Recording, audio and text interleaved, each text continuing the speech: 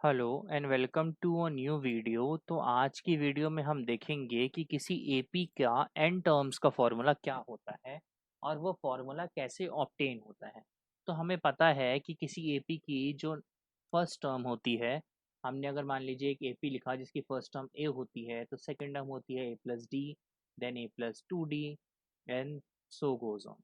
तो अगर सबसे पहले तो मैं बता दूं आपको कि sum of N terms of an AP को हम डिनोट करते हैं एस, एंड नीचे में हम लिखते हैं एन।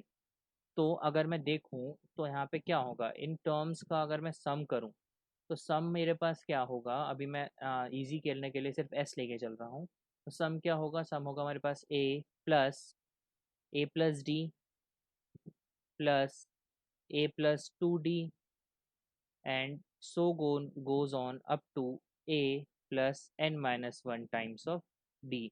लास्ट टर्म क्योंकि हमें पता है ये होती है A plus N minus one D. अब अगर मैं इसको सेम चीज को लिखूं, यहाँ पे दोबारा से एक बार मैं लिख रहा हूँ।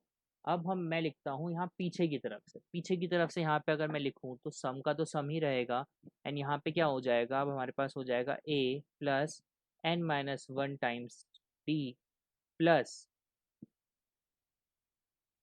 यहाँ पे हो जाएगा हमारे पास A plus N minus two times D plus and so goes on. यहाँ पे लास्ट टर्म के पास जाके हमारे पास ये आ जाएगा ए।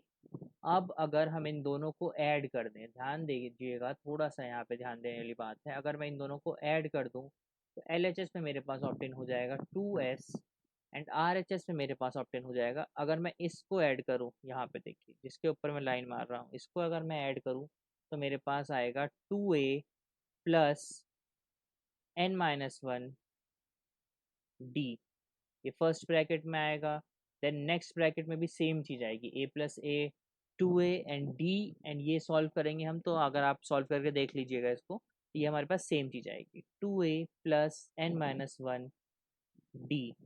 ये सेकेंड ब्रैकेट आएगा एंड सो गोज ऑन। अगर मैं लास्ट की इन टर्म्स को ऐड करूँ, लास्ट के इसको ऐड करूँ, तो ये क्या आएगा, A plus A is two A plus and this is as it is N minus one times D.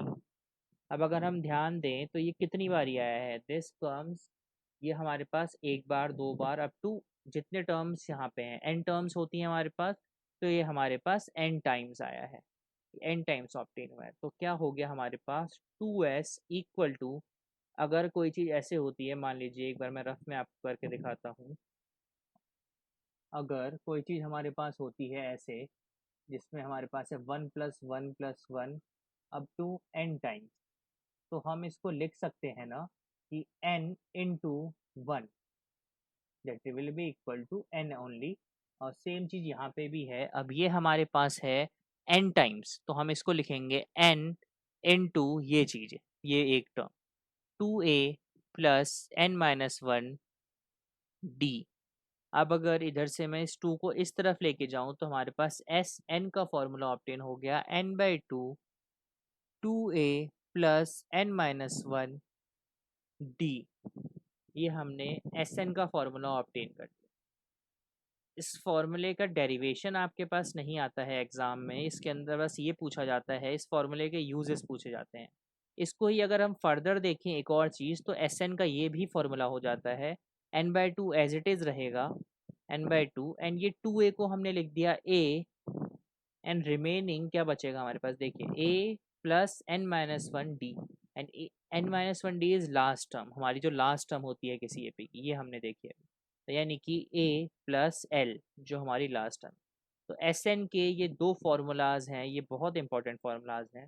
अब इस पे क्वेश्चन कैसे आ जाता है, इस पे क्वेश्चन आ जाएगा, एक एपी आपके पास मेंशन रहेगा, three, six, nine, twelve up to infinity, और इसमें पूछा जाएगा आपके पास आपसे कि सम ऑफ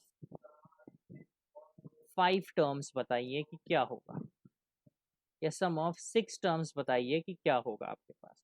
तो सबसे पहले एस एन का फॉर्मूला पता होना चाहिए आपको, वो होता है n by two A plus N minus one times d. ये अभी हमने डिराइव किया था।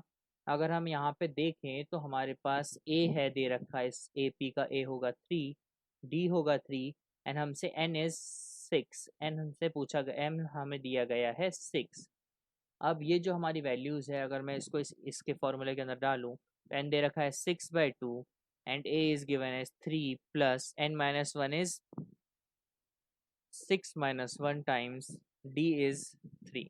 अगर मैं इसको फर्दर सॉल्व करूँ तो मेरे पास आएगा, ये 2 कट जाएगा, यहाँ पे 3 आ जाएगा, 3 एंड ब्रैकेट में हमारे पास आ जाएगा 3 plus 6 minus 1 is 5 and 5 into 3 is 15। अगर मैं इसको फर्दर सॉल्व करूँ तो मेरे पास आ जाएगा 3 इंटू 18। अगर हम इसको फर्दर सॉल्व करें तो हमारे पास आ जाएगा 54। तो ये हमने 6 टर्म्स का सम निकाल लिया। ऐसे क्वेश्चंस आते हैं इस पे, ये वेरी इंपॉर्टेंट टॉपिक है आपकी सब्जेक्ट का। Thank you so much.